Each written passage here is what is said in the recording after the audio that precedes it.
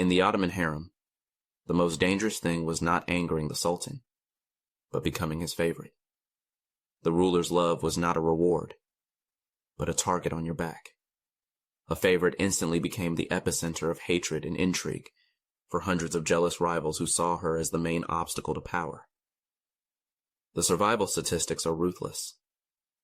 It was the Sultan's favorites who most often fell victim to conspiracies and secret assassinations, not the inconspicuous servants. This raises the central question. Why did a system where women were the most valuable property not protect them, but instead encourage their mutual destruction? In 2 minutes, we will uncover the first mechanism of this machine, the invisible pyramid of power that decided who would live and who would die. This paradox raises two intractable questions. First, how could Sultan Ibrahim I, for whom the harem was his greatest treasure, personally order 280 of his concubines to be drowned in the Bosphorus in a single night? Second, how could a system with no formal laws to protect women develop a ritual of execution as sophisticated and symbolic as drowning in a bag of shame with a snake or a cat? This is not chaotic cruelty, but part of a hidden code.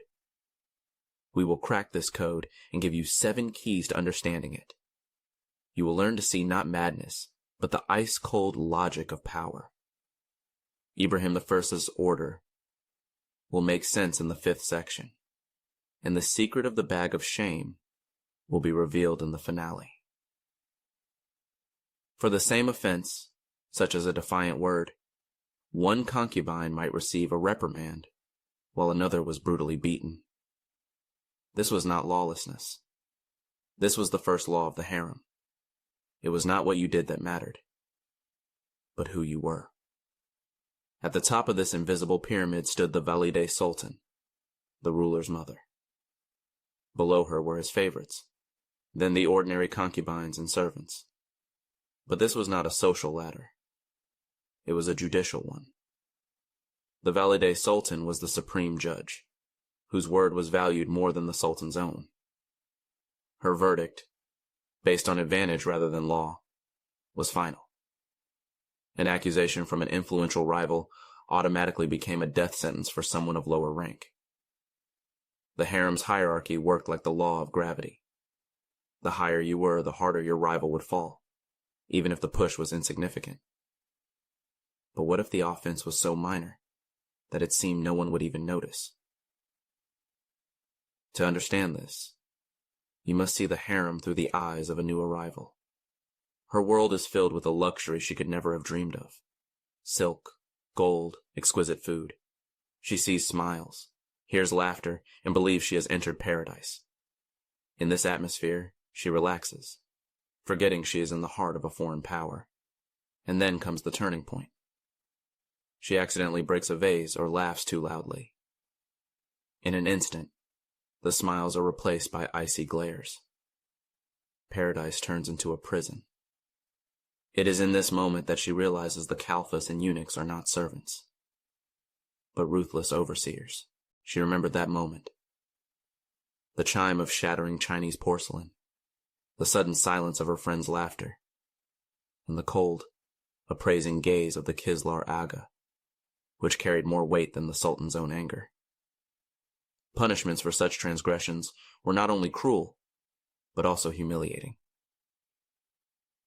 The most common of these linked the harem to an army barracks, falaka, a beating on the soles of the feet with rods. This fact shatters the image of a place of luxury and refinement. The victim was seated, her feet secured in a stock, and then struck on her bare soles with a thin stick. Reports from European ambassadors proved that falaka was not a punishment reserved for a select few. It was used extensively for any reason, from poor cleaning to a defiant glance. The punishment could consist of 20 or 30 blows with a thin dogwood stick. But one detail revealed the calculated cruelty. After the flogging, the mutilated feet were treated with a salt solution, or onion juice. Officially, this was for disinfection. In reality, it was to intensify and prolong the agony. The goal was not pain, but the destruction of will. But physical punishments from the overseers were predictable. Far more dangerous was the invisible war waged by the women themselves. Imagine yourself in the Valide Sultan's position. Your primary duty is the safety of your son and the stability of the dynasty. What is more dangerous? A rebellion of 100 servants, or the quiet intrigue of a single favorite who has won the Sultan's heart? The answer is obvious. An influential favorite can change the course of history. The true purpose of the hierarchy was not justice, but protection. The Valide Sultan and the Kislar Aga brutally suppressed any attempt by individual women to rise, seeing them as a direct threat. The system pitted the concubines against each other. As long as they waged war over minor privileges, they could not unite and threaten the supreme authority. The system worked like a gardener who deliberately plants trees close together. Instead of growing up towards the sun, they begin to fight each other for light and resources, remaining weak and manageable. This internal war was fought not with swords, but with whispers and poison. And its rules were even more ruthless. A concubine accidentally breaks the Sultan's favorite Persian vase. What is the price of this mistake? Logic suggests she would be scolded, perhaps made to work off the damage. In any large household, which the palace was, incidents happen. The senior Khalfa gives the girl a stern reprimand. The matter seems closed, and the system appears strict but fair. But this is an illusion. The misdeed was immediately interpreted as disrespect to the Sultan and a bad omen. Punishment followed swiftly. The girl was thrown into a cold dungeon for several days with almost no food or water. Valide Sultan, known for her piety, could personally sentence a woman to be flogged for a crack on a cup. The severity of the punishment was determined not by the value of the vase, but by the mood of the valide, or the chief eunuch. Any incident was merely a pretext to demonstrate power. This led to even more sophisticated forms of psychological abuse. Why, in a harem where tables were groaning with food, was hunger one of the main tools of control? At first glance, being deprived of a meal is a simple and reversible punishment. But this was a sophisticated form of torture. A concubine could be locked in a room while, as a mockery, exquisite dishes were placed before her, brought in and taken away untouched. This was deliberate psychological abuse designed to break her will. The numbers shatter the myth of a light punishment. 2 days on bread and water meant a loss of up to 4,000 calories. This was enough to exhaust a healthy girl, reducing her to a shadow of her former self. Weakened, she would miss her turn with the Sultan and become easy prey for her well-fed rivals. Have you ever experienced true hunger? Now imagine it being done to you intentionally. What sound in the harem inspired more terror than the valide's scream? The quiet, monotonous thud of a wooden rod. This was the prelude to falaka. The procedure was meticulously planned. 2 eunuchs held the victim while a third delivered the blows. This was not an outburst of anger, but a cold, calculated demonstration of impersonal power. But reports from European ambassadors reveal a key detail: its public nature. Falaka was often carried out in front of other concubines, turning the punishment into a theater of cruelty. The goal was not so much to inflict pain on one person, as to humiliate her and intimidate everyone else. The victim's tears and screams served as a graphic lesson. The punishment had 2 aims: to break the will of one and to paralyze hundreds of others with fear. But the real danger came not from the overseers, but from the gray area of unwritten rules. Why were the most brutal rules of the harem unwritten? Because official punishments, though harsh, were predictable. There was a perverse logic. Transgression. Punishment. This created an illusion of order. A broken vase, loud laughter, laziness, all were part of a visible, regulated system. The real danger came from the world of intrigue, false accusations, and conspiracies, where punishment could follow without any transgression at all. Uncovering a rival's plot changed everything. It became clear that the main threat was not the overseer with a rod, but the smiling neighbor beside you. Official punishments were just a crude sieve, filtering out obvious offenders. The real danger lurked in the fine web of intrigue. And the weapons in this war were not daggers, but whispers and poison. A single glance from the Sultan turned her life into a fairy tale and her into a target. She received the best chambers, silk dresses, and envious stares. But the fairy tale didn't last long. Overnight, everyone around her became an enemy. Her dresses were accidentally torn before she went to the Sultan. Dirt found its way into her food. Rumors, each more vile than the last, were spread behind her back. The culmination was a planted piece of jewelry. She was accused of theft, with a brooch belonging to an influential rival placed in her chest. In a system where the word of a superior was a verdict, her fate was sealed. For this, there was a mechanism more effective than any weapon. Its name was denunciation. What weapon in the harem was more dangerous than a dagger? A word. A single word, whispered in the ear of the Valide or the Kislar Aga, set the machine of destruction in motion. At first glance, the system was simple. Servants and eunuchs passed information up the chain, but an accusation was almost never verified. The presumption of innocence was a non-existent concept. If an accusation weakened a new upstart favorite, it was immediately taken as gospel. The victim's word carried no weight. Harem Sultan was a master of this weapon. Her whispers in the ear of Sultan Suleiman cost the lives of Grand Vizier Ibrahim Pasha and the eldest heir Mustafa, the two most powerful men in the empire. But what if rumors weren't enough? Then something more tangible came into play. It made every woman fear her own plate of food. Why did the Topkapi Palace Apothecary, according to its ledgers, stock so many antidotes? Poisoning was a quiet and hard-to-prove way to get rid of a rival. A sudden death could easily be attributed to illness. But the main targets were not so much the concubines as their children, especially their sons, the heirs. Eliminating a rival's son cleared the path to the throne for her own child. The stakes were raised from personal survival to a struggle for the future of the empire. Poison was everywhere. It was added to food and drinks, rubbed into clothing, and mixed into cosmetics. This paranoia was like a constant itch under the skin that could not be soothed. The threat was invisible but felt in every sip of water. The women's war was brutal, but it was a war of equals. But what happened when a concubine challenged the dynasty itself? What was more terrifying? The hatred of hundreds of rivals or the cold contempt of a single member of the ruling dynasty? This question draws a line between the two wars of the harem. We have seen the cruelty of the internal struggle, where denunciations and poisons were used. But for all its ruthlessness, this was a war of equals. Everyone had a chance to win, as Harem proved.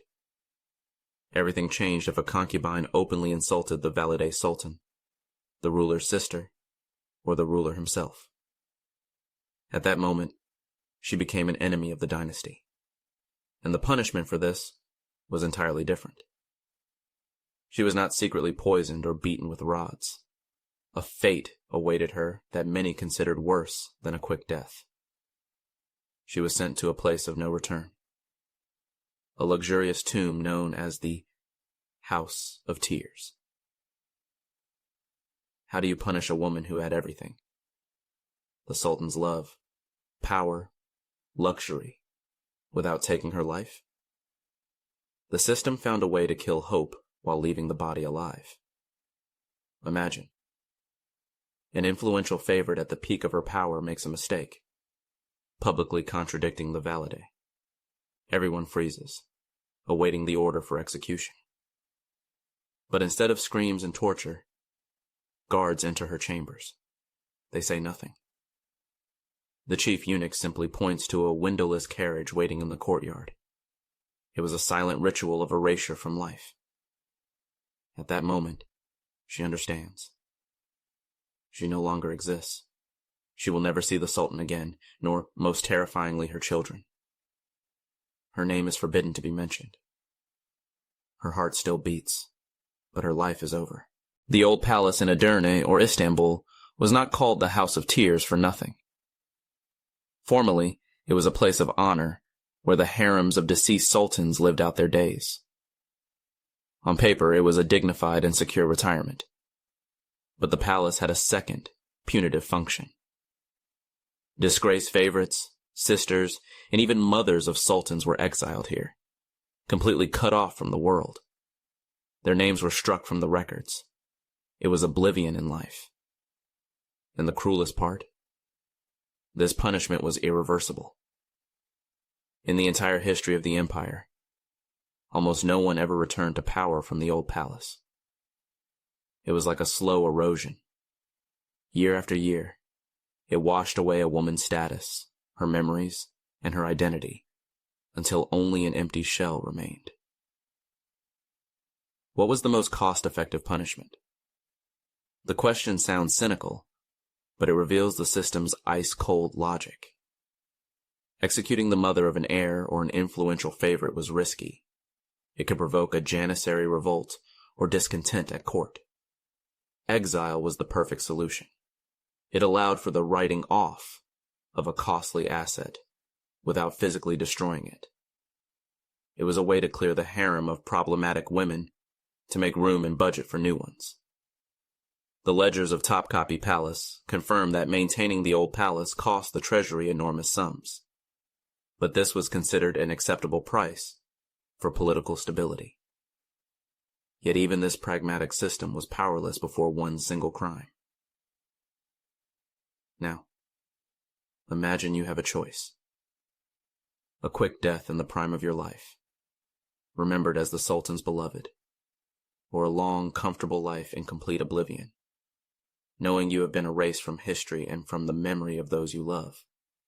What would you choose? For a modern person, the answer is obvious. But for a 17th century woman, whose identity was inextricably linked to her status and her children, it was different. To lose that was to lose herself. A life of oblivion was torture stretched over decades. It was the destruction of the soul. A fate worse than death.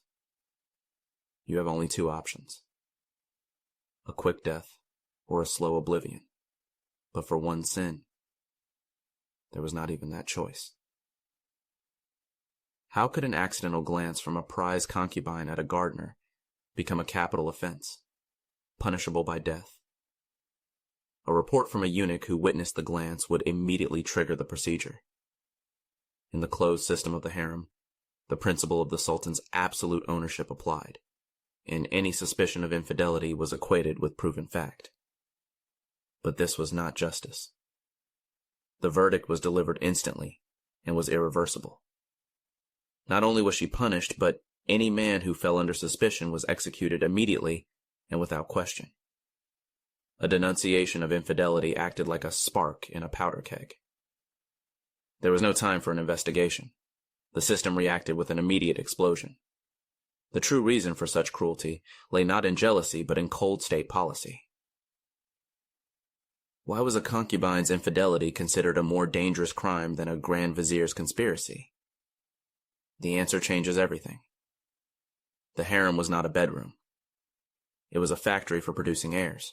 Any shadow of a doubt about the purity of a Shahzada's bloodline, a sultan's son, was a time bomb under the throne. It was a direct threat of civil war between potential heirs and the collapse of the entire dynasty. Therefore, the system suppressed even the most microscopic possibility of infidelity. A concubine was not a lover, but a strategic state resource. Her infidelity was not adultery, but an act of sabotage against the state, equivalent to an attack on the dynasty. This is precisely why the accusation of infidelity became the deadliest weapon in harem intrigues. And it was a weapon that was actively used. How could infidelity be proven in the most isolated place on the planet, where entry for men was fatally forbidden? It couldn't. The most terrible crime was practically impossible to commit. And therein lay its true power. The accusation of infidelity was the perfect murder, because it required no proof, and left the victim no chance of exoneration. A rival could plant a man's handkerchief, still holding a foreign cent, in the victim's chest, or bribe a eunuch to slander a disfavored favorite. In the hermetically sealed world of the harem, such evidence was irrefutable. It was the quickest and most effective way to eliminate an enemy, and it always led to one conclusion: the death penalty. If the sentence was always death, did it matter how it was carried out? Yes. The Ottomans developed a sinister ritual of bloodless execution that was as important as the verdict itself.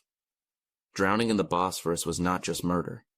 It was a performance with deep subtext related to purity, shame, and power. This ritual served three purposes: to punish, to humiliate, and most importantly to erase the offender from memory, cleansing the palace of her sin. There was a ritual that became a legend, a final journey that began in a palace dungeon and ended on the cold floor of the Bosphorus. How could you destroy a powerful rival without touching her or even raising your voice? There was a way to make the system itself, with its rules and executioners, do your dirty work for you. Any influential figure, from the Valide to Harem, had her own network of spies. At first glance, this was simply for gathering information for protection. But the true purpose of these networks was far more sinister. They created false accusations. An accusation against a servant from Mahidevran's circle for a minor theft would be inflated into a conspiracy. This struck not at the servant, but at her mistress's reputation. It was like managing a river. A clever intriguer didn't break the dam, but dug a small channel, directing the full force of the punishment system toward the shore, where her enemy stood. How did the powerless slave Harem orchestrate the execution of Grand Vizier Ibrahim Pasha, the second most powerful man in the empire? It was not an intrigue, but a brilliant psychological operation that lasted over 3 years. Harem made no direct accusations. She methodically drew Sultan Suleiman's attention to the vizier's real displays of pride, but interpreted them as an insult to the dynasty. After another of Ibrahim's triumphs, she didn't criticize him, but admiringly recounted to the Sultan the rumors of how the people called the vizier the second Sultan. She wasn't lying. She was changing the context. Eventually, Suleiman himself saw treason in his friend's actions and ordered his execution. Harem had cracked the system's code. But there was one type of sentence that even she feared. Why, in the harem, was the accusation itself feared more than the punishment? Because the presumption of innocence was non-existent. If someone higher in the hierarchy accused you, you were automatically considered guilty. No proof was required. But even if a concubine miraculously managed to clear her name, it no longer mattered. The stain on her reputation remained forever. She lost trust, the Sultan's favor, and became an outcast, a living ghost in the palace. In the Topkapi Palace archives, there are virtually no records of acquittals. An accusation was not the beginning of a trial, but a form of social execution. It destroyed a woman's future, even while leaving her alive. Now it is time to see what a physical execution looked like. We have dissected the hidden laws of this gilded prison. We have seen that the hierarchy was a judicial system, and accusations were weapons. But what was at the top of this pyramid of fear? What happened when all intrigues proved powerless?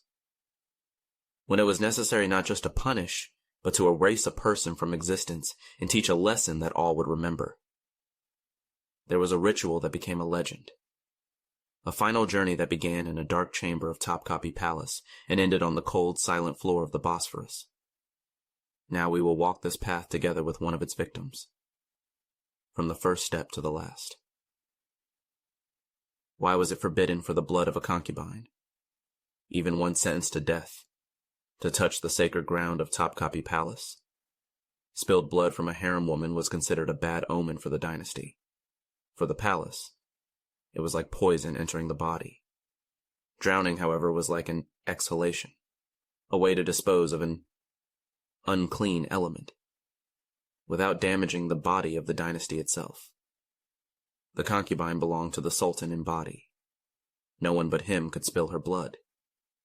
Drowning transferred the right to her life to the element of water, turning the execution into an impersonal act of state will.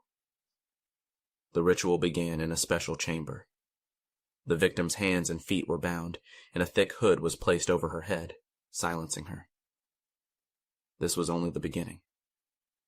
Next came the bag of shame. What could be more terrifying than being sewn into a sack and thrown into the water? What was sewn into the sack with you? The bag itself was made of thick, tarred fabric, weighted with stones to ensure it would sink. But this was not just a method of killing. Sometimes a live black cat or a snake was sewn into the bag with the victim. Her final moments were spent in total darkness, in icy water seeping through the fabric, in agony from the scratches or bites of a panicking animal. The cat symbolized witchcraft, the snake, betrayal. It was the ritualistic destruction of an unclean woman, her complete dehumanization before death. And this ritual was carried out by specific people. Who was the chief executioner of the harem? The answer is shocking. The Kislar Aga, the chief black eunuch, whose official function was to protect the women. He was the keeper of order, almost a father figure to hundreds of concubines. He knew each of them from her first day in the palace. Yet it was he and his subordinates who personally carried out the sentence. In the dead of night, without witnesses, they would take the sack with the victim, load it onto a boat, and row to the middle of the Bosphorus. This was their routine duty. The boat would stop at the deepest point. Several eunuchs would wordlessly lift the heavy sack and drop it into the black water. For them, it was just a job. But sometimes, this job became a mass operation. Can one man, upon waking in the morning, order the execution of his entire harem of hundreds of women? The Sultan's power was absolute. His word was law. In reality, surpassed all speculation. In 1648, Sultan Ibrahim I, according to one version, ordered up to 280 concubines to be drowned in the Bosphorus. The reason? He simply wanted to refresh the harem. This is no longer a question of guilt or punishment. It is a demonstration that the lives of hundreds of women, their hopes, fears, and fates, were worth nothing in the face of one man's momentary whim. This episode definitively and irrevocably shatters any romantic myth about the harem, leaving only cold horror. We have walked through horror to see the ice-cold logic. Now let's assemble all the pieces of this mechanism into a single survival code, consisting of 7 rules. The first 3 are the foundation. Rule 1. Know your place in the hierarchy. This isn't about humility, but about sober calculation. You had to know exactly whose word could destroy you and whose opinion was worthless. Rule 2. Remember that there are no small mistakes. A broken vase was not just a misstep, but a pretext for your enemies to use the full power of the hierarchy against you. Rule 3. Your greatest enemy is your neighbor. The danger came not from eunuchs with rods, but from smiling rivals waging a war of whispers and poison. Harem understood this first. She didn't just avoid mistakes. She learned to use her enemies' minor transgressions to appeal to the hierarchy and destroy them. She mastered defense. But to gain power, she needed to attack. For that, there were other laws. Rule 4. Never insult the dynasty. This was an absolute taboo, a red line. Violating it led not to a quick death, but to a slow oblivion in the house of tears, which was far more terrifying. Rule 5. The most important. Even the shadow of a suspicion of infidelity means death. This was the only unforgivable sin. Threatening the very foundations of the empire, Harem never crossed these lines herself. Instead, she masterfully led her enemies to them. She didn't accuse Ibrahim Pasha of treason. She presented his pride as an insult to the dynasty, knowing the system itself would carry out the sentence. This was the pinnacle of intrigue. Harem acted like a master who understands the laws of gravity. She didn't push her enemy off a cliff. She merely nudged him toward the edge, knowing the system itself would complete the fall. She had cracked the code. But what was the ultimate goal of this ruthless machine? The answer lies in the final rules. Rule 6. Execution is not murder, but a ritual. Drowning in a sack was not an act of cruelty, but an impersonal mechanism that erased the offender from history, cleansing the system. In Rule 7, the key to everything. There is no justice, only weapons. All the laws, rituals, and punishments were not elements of justice, but tools in the struggle for power. This provides a direct answer to the main question. Why did the harem function like a brutal prison? Because its purpose was not the happy life of women, but the fulfillment of a state task, the production and protection of legitimate heirs. The women were not the purpose, but a resource. In the entire history of the dynasty, only about 40 women received the title of Haseki. Thousands of others were nameless material. Cruelty was not a flaw in the system. It was the system. We have seen how this machine worked. But what was its main driver? We have journeyed from myths of an Eastern fairy tale to an understanding of a ruthless machine of power. We have seen its rules, its victims, and those who managed to crack its code. Now you face the ultimate question. On one hand, there is a well-oiled impersonal system, with its hierarchy and rituals, which seems to have operated on its own, grinding fates into dust. On the other, there are the personal ambitions, fears, and cruelty of specific individuals. A powerful Valide, the brilliant intriguer Harem, or the mad Sultan Ibrahim. So what truly governed the harem? The ruthless, fine-tuned system of rules, or the will and cruelty of specific people? We won't give a definitive answer. That choice is yours. Write a single word in the comments that you believe was key: system or people. Let's see which was more prevalent in this gilded cage.